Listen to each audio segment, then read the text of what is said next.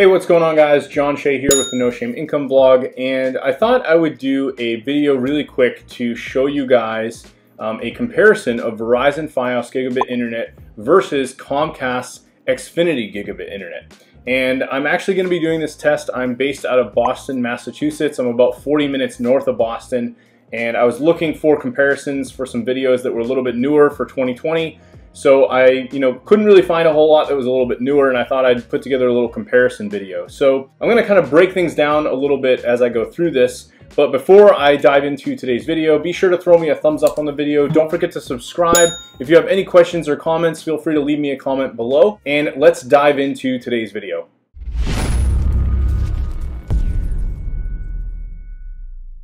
Alright, cool. So I'm actually over on my desktop, and I'm basically logged in. I just wanted to show you guys the router that I'm going to be using. I did have the option of actually going with the Verizon router, but I have this more expensive Nighthawk Netgear Pro gaming router, the XR500. This is a $295 router. Now, Verizon does make another modem that they have, a router that they include.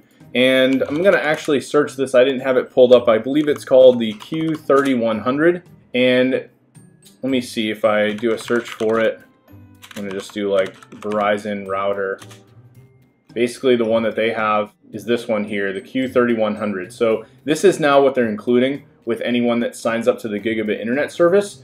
I had consistently people like coming to my door being like, you have to get Fios. And the reason for that being was that you're sharing your internet with all the people on your street when you're using Comcast, right? And that's kind of tying up a lot of the bandwidth. The other thing that I really thought about more on this was that Fios is something that is only available in certain areas, and you're basically getting a dedicated fiber optic line straight to your house, and you're not sharing that connection. If other people up the street are like watching Netflix at 7 o'clock at night, you may get some lag or a decreased download speed than you might otherwise get, say, in the morning when everybody's like at work or something. So I actually was able to get the Fios folks. They come to your door, and again, you probably wouldn't be able to do this if you just go to like the website, but I asked them to waive the cost of the router rental, and they were able to do that. Normally this is $15 a month if you rent it through Verizon, or you can actually buy this outright directly from Verizon for about $300. But of course you also have the option, you could go directly to Amazon like I've done here, and you could buy this router for $255.99 at the time I'm recording this video. So you could save a little bit of money if you go that route.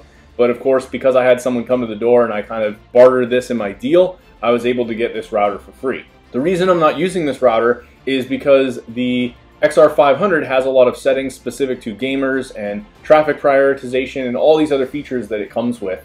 And of course, it's a very expensive router. I've owned it for a year. I absolutely love it. The interface on it's really good. But I did have a couple of things I needed to do beforehand to make the most of both of these connections. So again, we're going to start with Fios first in terms of the test, and then I'll do Comcast next. I'll pause the video, kind of get my internet back up, and then we'll go and do that next. But before we dive into the actual speed tests, I did want to just mention, if you do happen to be using the XR500 or one of the Nighthawk gaming routers, the first thing that you're going to want to do is make sure you update your firmware.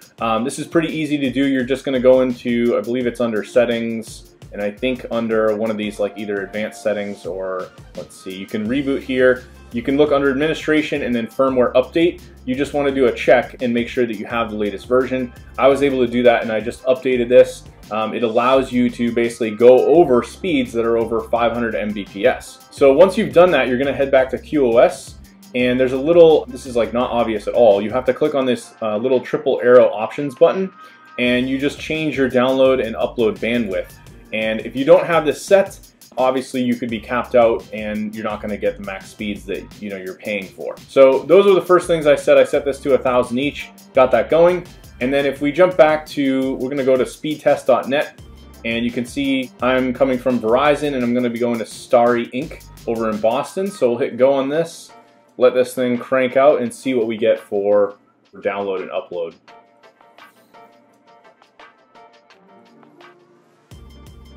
So right now we're hitting about a 500 cap. I have noticed with some of these tests that I've seen kind of intermittent results depending on what I do and like depending on the server.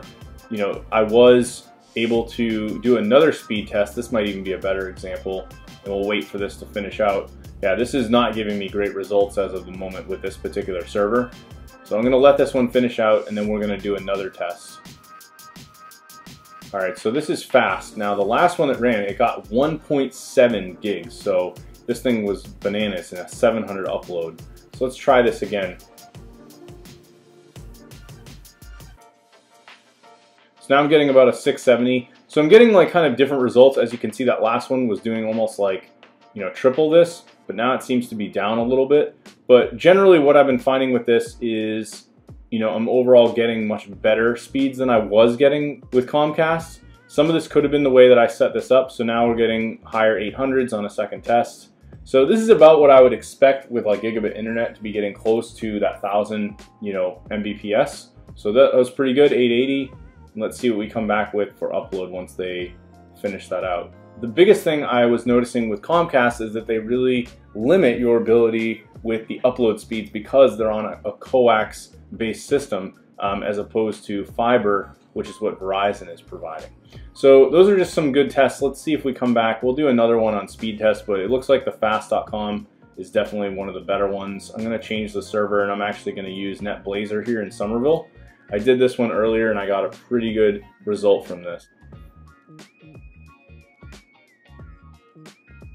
Yeah, so for whatever reason, it seems like some of the speed tests now, maybe, I don't know what it is, but these ones aren't doing as well. We'll go back and we're going to do another test. I'm going to close this out, and I'm actually going to bring in, I have a small viewing screen here, but I'm going to download a new game and see what we get. So this is a 39 gigabit game. I'm going to install this from scratch, so we're not doing like patching or anything like that where it's going to be interfering, like trying to update files, anything like that. I'm just taking a very large game and installing it from scratch. This is also on an M2 solid state drive, so there's no like limitations in terms of like, you know, the hard drive like data writing issues. So right now we're at about 38 megabytes, 44. And earlier when I did this with the Verizon router, I was actually getting over 100 megabits a second. So I don't know where this one's going to kind of cap out, but it looks like we're going to be floating around like 60, but we'll see if this picks up. So it looks like we're basically capping out right around that 65-ish mark. And again, this is, you know, still insanely good. Like you can see here, I'm going to download, the full download size is 36.2 gigabyte. That is a huge, you know, pretty large game, and it's going to take less than 9 minutes to download that entire game. And again, this is with Fios.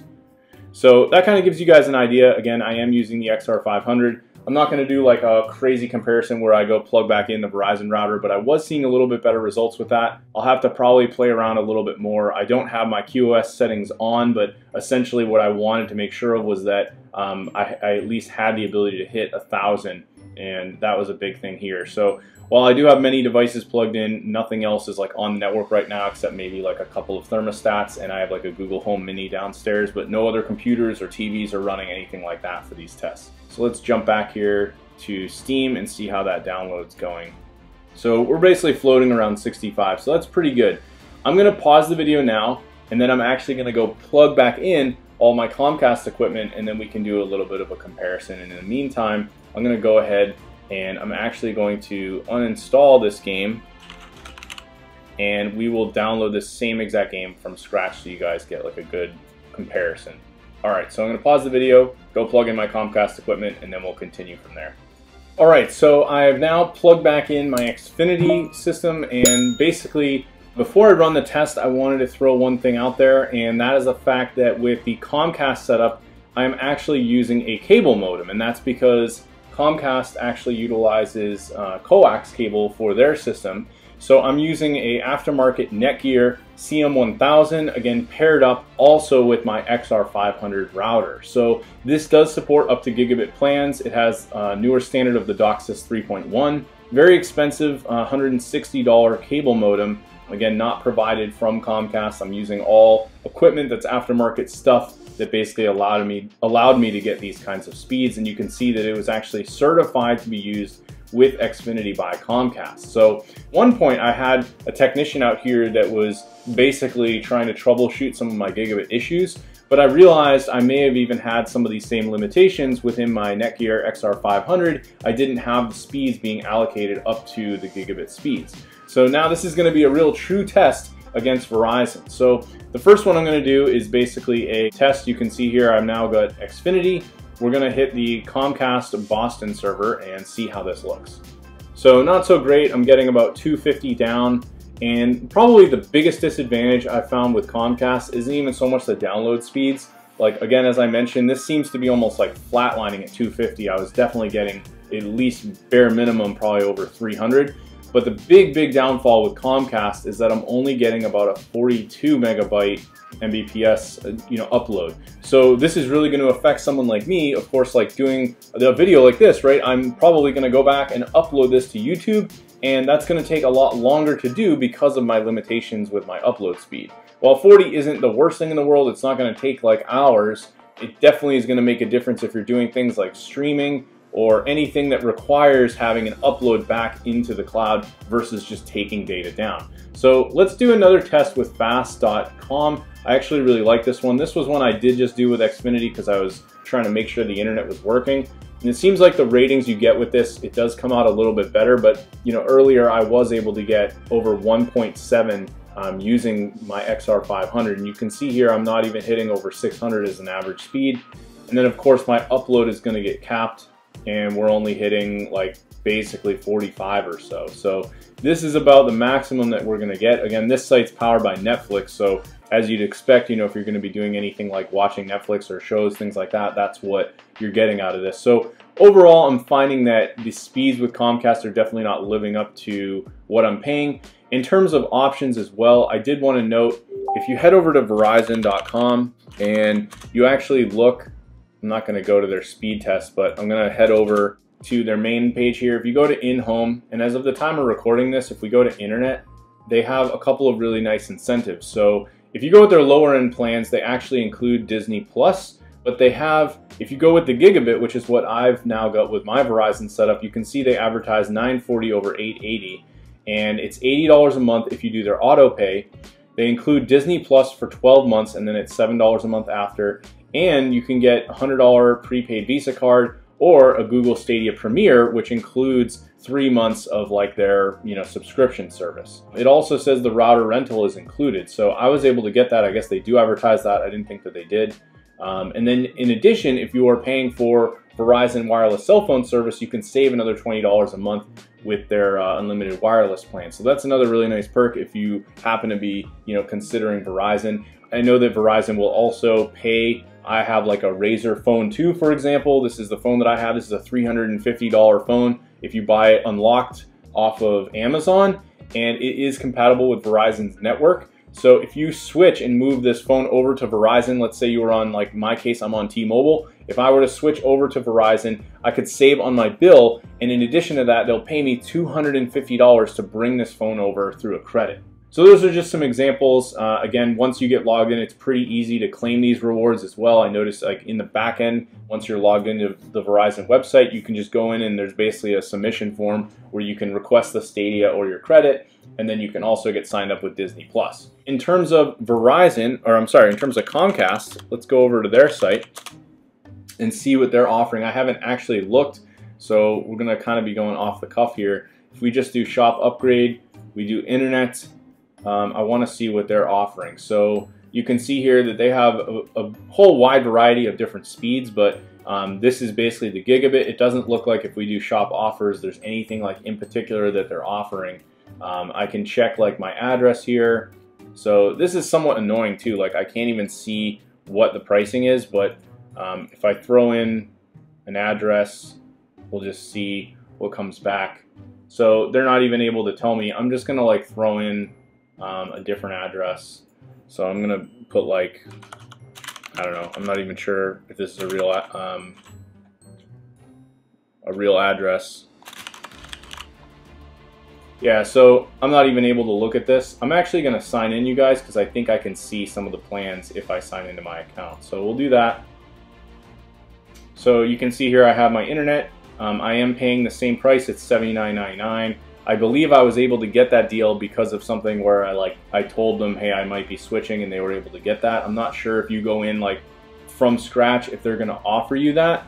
But basically, let's see, if we go to like services, I might be able to like manage my plan, and then I'd have options to like upgrade or downgrade. But it doesn't seem that they're making it as intuitive in terms of being able to like get just upfront pricing in terms of like, okay, what am I going to pay for this?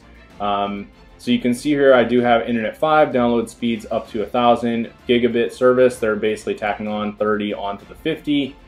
And other than that, I mean, it says that I have my own equipment. So I don't really have much that I could do here. If I do manage, I can add like other things, but let's see. So if I wanted to add like internet and TV, they do have an internet and TV bundle that's $80, so that's actually not bad, but these have agreements.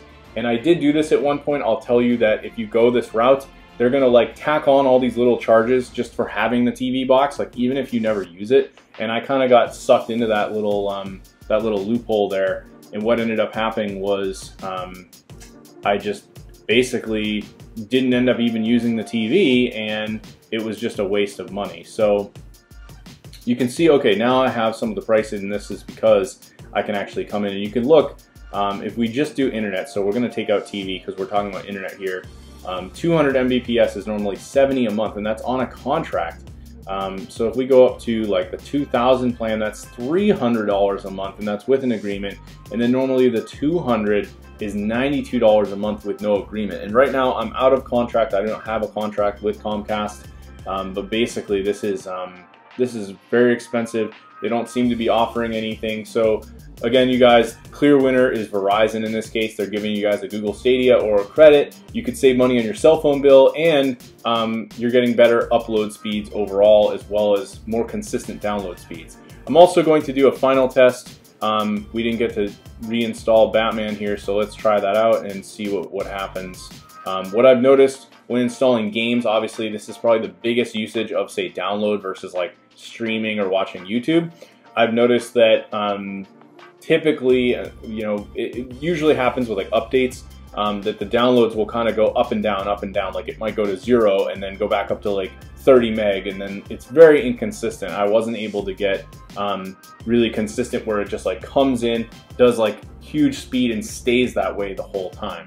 So let's see, right now it's patching some other games, so I'm going to change that. We're going to start this one from scratch and see how this does, and then I'll kind of conclude this. So right now, I mean, again, it is about, you know, let's see, for me, it's probably about 12 o'clock, like noontime or so. So right now, it looks like we're seeing a little bit lower speeds. As you can see with Verizon, we were getting up to about 65, and right now it looks like we're going to be capping out probably closer to like 50 to 55. So not huge differences in speed, but overall Verizon is still being the winner here. And given that I'm basically utilizing all the same settings, going through that cable modem, paying the exact same amount of money, and I got a Stadia, it's pretty much a no-brainer. Even if it is only a 10 megabit difference, give or take. I mean, it looks like here I'm not going to get much higher than 60, but let's see. We'll give it a minute and see if we can end up pushing a little bit more out of this. Yeah, it doesn't really look like we're going to get much higher than that. So overall, earlier when I did do a test, I used the Verizon router, and I was able to get 115 megabits per second, which is over 1,000, basically getting over the gigabit speeds that are advertised. So anyway, we'll kind of wrap it up with this. If you guys you know, want to check out some of my other content on this channel, I'm basically producing lots of stuff about how to make money online, how to earn an income, how to quit your day job, you know, things like that. So if you want to check out some of my other content, be sure to, you know, look through my channel. If you have any questions for me, definitely reach out, and I hope you guys found this video useful.